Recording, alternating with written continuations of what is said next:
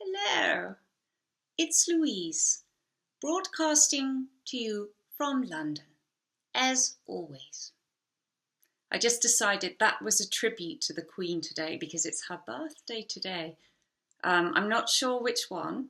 I think it's the official one because she was born in April. I'm pretty sure of that. So, God bless the Queen and have a lovely birthday.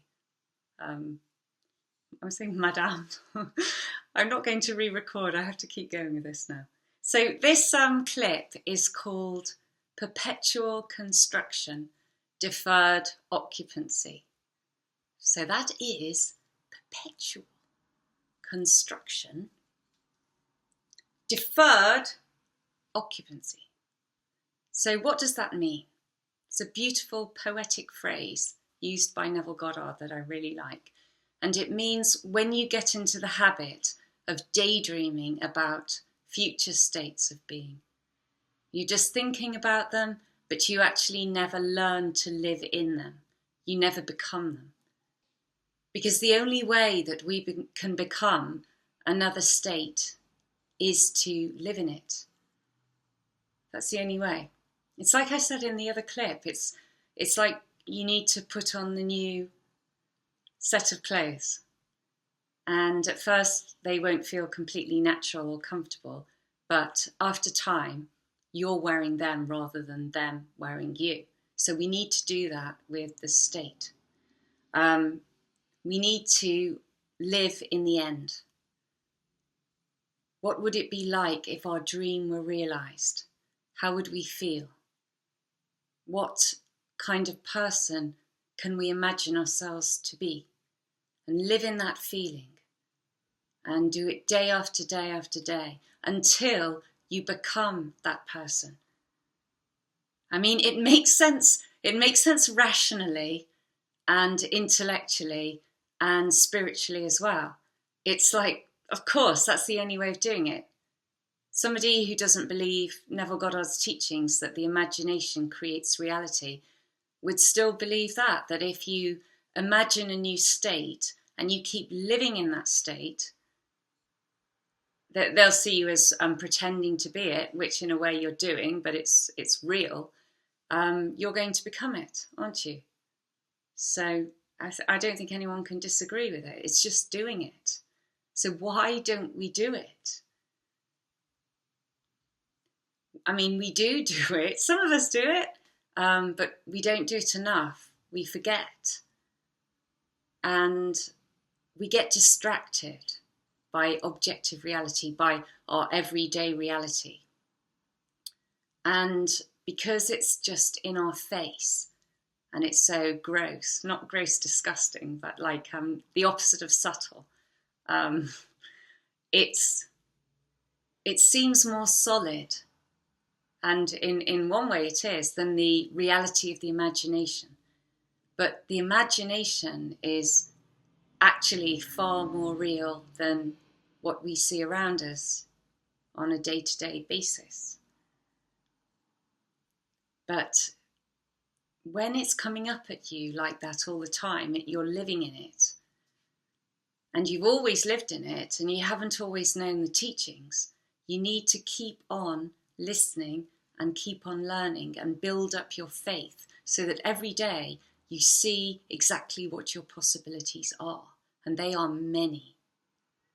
There's nothing you cannot achieve, nothing at all. All you've got to do is believe that you can. It's just down to self-belief at the end of the day. And this process called manifesting, which is meant for us, and we should be using it. We are using it, but we're not using it consciously a lot of the time. Imagine if we could always be using it consciously, that we trained our minds so well that we only use the imagination, the living in the end. We only use the imagination, when we wanted to live in the end. And it was controlled feelings. I'm not saying not to be spontaneous with people and enjoy your time with them, but controlled manifestations with a lot of faith, knowing that they would work. And I think that's the future. And the future is now for a lot of us. As people become more aware of it, and they just can't say anymore it's not true, because they've had evidence of it. It will become a normal way of thinking. It's already becoming that. The only thing is, some people call it the law of attraction, which is not strictly what Neville Goddard taught. He taught that imagining creates reality. The imagination is God, and everything is coming from God, the source, who lives within you. So it's not about some particular frequency that you've got to always be vibrating at, and then that frequency comes to you like a magnet. And then the bad side of that I find bad, being very dualistic, is that if you lower your frequency, say if you just feel down one day, you're going to feel guilty about that, and maybe even fearful that you've brought something negative your way. And I just don't believe it's true. I just don't believe it's true. I think as human beings, we are meant to experience the full range of emotions, as I've said before, and we shouldn't be limiting ourselves to one level as though we're robots. We can feel sad and we can get angry. The bad thing, being dualistic again, is if we hold on to it and we don't let it go, and so we're actually hurting ourselves with it. That's the thing. Experience it and then let it go. And then you'll be wiser for it and more appreciative of what you have. Lots of good things, I'm sure. Living in the present moment more. Okay, so I don't know what I was saying then. I don't know where I was up to. I do know what I was saying. We get distracted by objective reality. That's what I was saying. So how can we prevent this? It's hard, but it's a simple answer. You've got to increase your faith. Because when you believe it implicitly, then you're going to live it. It's your life then, and you won't forget. But maybe we'll always need to keep hearing teachings, because we've been brought up to believe that what we see around us is reality, and that is the only reality. It's one reality, but it's no way near the only reality. There are many realities, but we're dealing with two, essentially. The reality of the imagination, and that it creates everything in our world, and our day-to-day reality, which is the shadow of the past thoughts, past imaginative acts that have come from us and others. And you could also say a third category, which is the dream world. If you are aware enough to be able to wake up in your dreams and control them. But we'll stick with two for now, because I'm going off track there. Two. So imagination and the world of the senses. We can also not be moving in to our state, not occupying our state, because we feel we're stuck in our present identity. Yeah, we become too identified with our present concept of self, which is just one way of us expressing ourselves to the world. It's not the only way. And we should change it. We should experience other ways of being, actually, in our life. I've done it several times. I remember once I had this boyfriend, and it was like a while ago, probably 15 years ago. And he watched a clip of me on a videotape. It was nothing dodgy, by the way. It was just me being fun party girl, being silly with a friend. And it was only filmed a few years before, but he just turned to me and he's like, it's a different person. And it was, he was saying I wasn't fun, essentially. Not really, I hope not anyway. But I became a lot more serious. I looked different, and I also really changed inside because I decided to start following Buddhism as a way of life, and the spiritual side became really important to me. So I just saw that as my ego wanting attention, which it was. He probably would have preferred me to be like that, I'm sure now. But that's just one example anyway. We grow throughout life, and so our concept of ourselves changes. But we can do it consciously, and we should. We should try different things. And this is one way that you can help yourself, because you need to remind yourself every day to live in the state. Because if you don't, and then things happen at work or just in the busyness of life, you're just going to forget, and you'll get to the end of the day and think, oh no, I didn't do it. Oh well, start again tomorrow, and become more and more disheartened when you shouldn't. But we're like computers sometimes, I think. And if you tell yourself something, it's like you're programming yourself. And you should do. Program yourself for good things. So I've got here new concept of self. So I've written down some ideas of how I would expect myself to be if I achieved my dream. The light's going a bit now again. Come back, light. It's really sunny outside. I don't know why it's so dark in here. More confident from repeated success. More relaxed. Humour comes from this. Free, lacking self-consciousness. Determined, ambitious, self-motivated. I manifest effortlessly and quickly, and a lot of my confidence comes from this. Because imagine how much confidence you'd have if most of the time, or all of the time, what you imagined came to pass in your world. You'd be so much happier. I am happy, I am free. I feel joined to the power within me. I don't react, I respond to objective reality, being aware of my triggers and knowing it is all dreamlike. Get that one down if you want to beat objective reality. So that was, I don't react, I respond to objective reality, being aware of my triggers and knowing it's all dreamlike. Because we shouldn't get caught up in these emotional outbursts if we are following the spiritual path. I don't mean beating ourselves up if it happens, but we need to be getting over that, because there's so much more than that. That's just childish behaviour. And I think of people being children, as in adults being children, when they see things very black and white, I suppose, very black and white, like there's no shades of grey in the middle.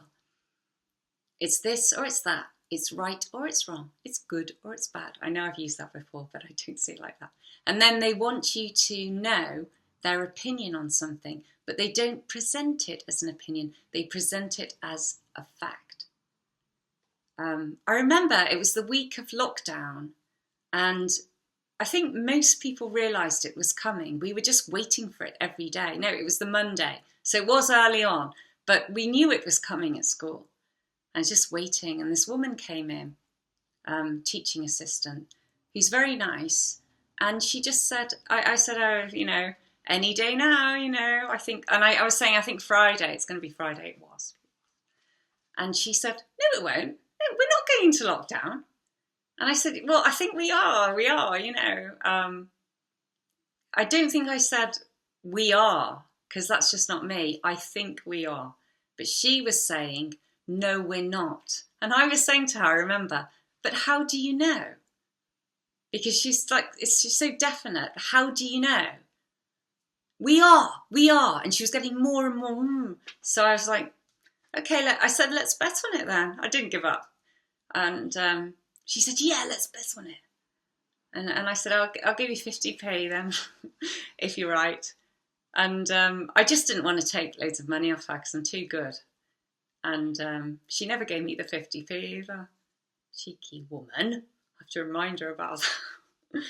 But how do you tell somebody, why don't you loosen up your thinking and not see things so black and white? Because that's what you're doing. And you want to just hold up a mirror to them, like other people could hold up a mirror to me.